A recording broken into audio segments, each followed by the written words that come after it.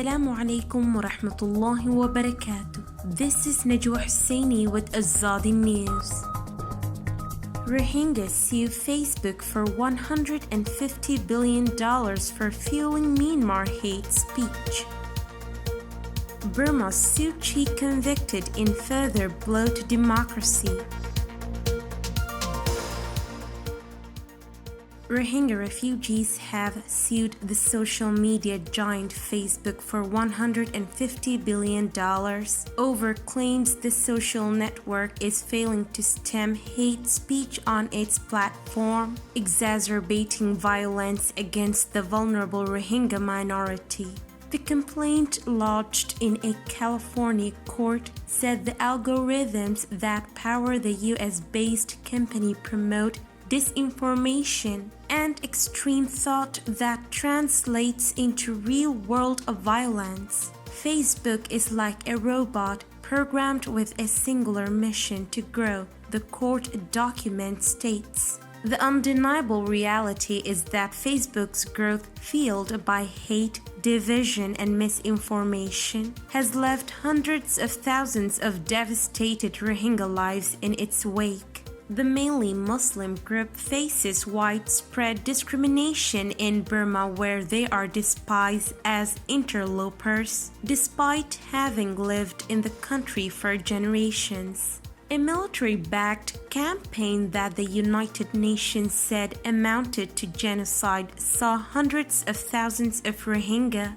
driven across the border into Bangladesh in 2017, where they have been living in sprawling refugee camps ever since. Many others remain in Burma where they are not permitted citizenship and are subject to communal violence, as well as official discrimination by the military that seized power in February. The legal complaint argues that Facebook's algorithms drive susceptible users to join ever more extreme groups, a situation that is open to exploitation by autocratic politicians and regimes. Facebook has previously promised to step up its efforts to fight hate speech in Burma, hiring dozens of people who speak the country's language. But rights groups have long charged that the social media giant is not doing enough to prevent the spread of disinformation and misinformation online.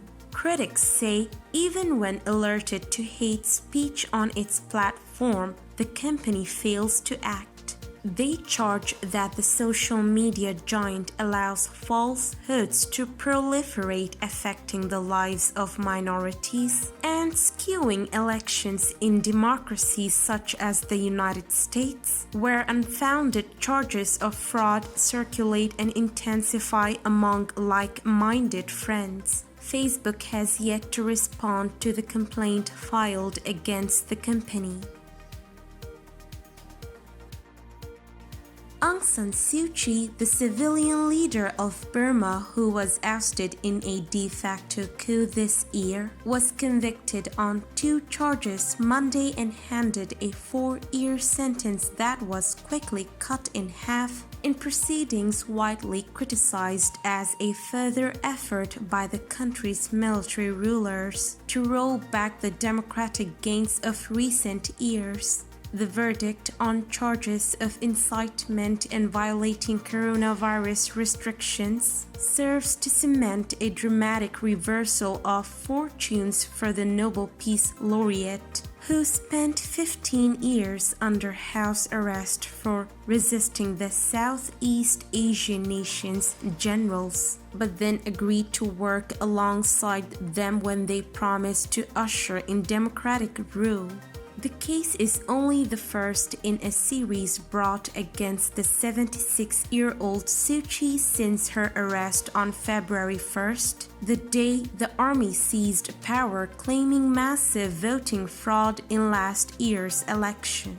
Suu Kyi's National League for Democracy party won that vote in a landslide, and independent election observers did not detect any major irregularities. Just as the takeover has been met with fierce resistance, so too was the verdict, including a spirited protest in the central city of Mandalay, where demonstrators chanted slogans and sang songs popularized during pro-democracy protests in 1988.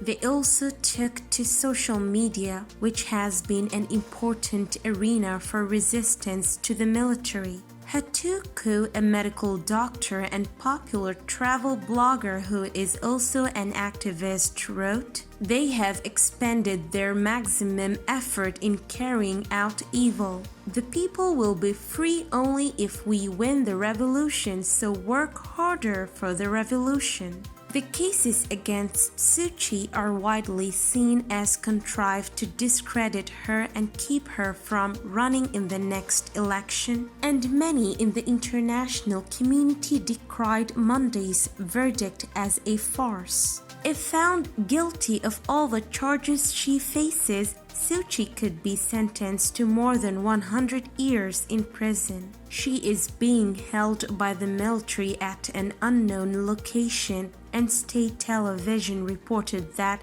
she would serve her sentence there. That sentence was reduced hours after it was handed down in what the report said was an amnesty ordered by the country's military leader, Senior General Mi Aung Hlaing. This is today's news. To get more updates about Rohingya, subscribe to our YouTube channel and hit the notification bell. Visit our website azaditvnews.com and follow our social media accounts. Wassalamu alaikum wa rahmatullahi wa barakatuh.